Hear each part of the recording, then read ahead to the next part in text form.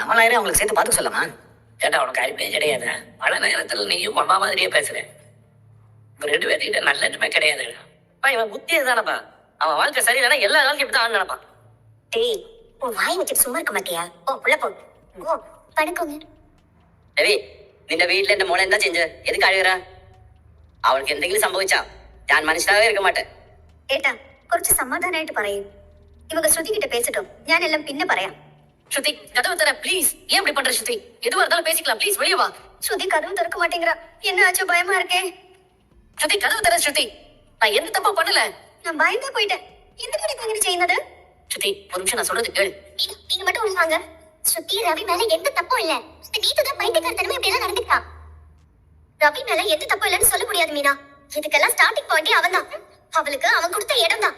அதனாலதான் அவன் அப்படி எல்லாம் பண்ண வச்சிருக்க. புரியுது. ஆனா நீங்க எதுக்கு அவசரமா பெருசா எடுத்துக்கீங்க?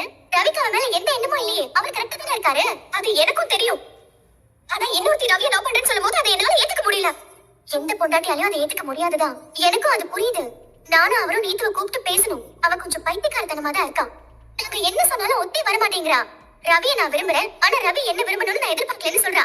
இதை கேட்டுட்டு நீங்க சும்மா வந்தீங்க, அங்கேயே அவளை அரைச்சிக்க வேண்டாமா? சரி, அவன் மேல நம்ம கோவப்படலாம். ரவி பாவம் இல்லையா? அவர் மேல எந்த தப்பும் இல்லாம அவரையே நீங்க தண்டிக்கிறீங்க. இந்த பிரச்சனையே ரவி அங்க ஒர்க் பண்றதுல வந்துச்சு. முதல்ல அந்த நீத்து என்கிட்ட வந்து ரவியை நான் இனிமே லவ் பண்ண மாட்டேன், அவனை இனிமே டிஸ்டர்ப் பண்ண மாட்டேன்னு என்கிட்ட ப்ராமிஸ் பண்ணணும். அப்ப இது வரைக்கும் அவன் பண்ணதுக்கெல்லாம் என்கிட்ட சாரி கேட்கணும். சோசியல் மீடியால நான் ரவியை லவ் பண்ண மாட்டேன்னு வீடியோ போடணும்.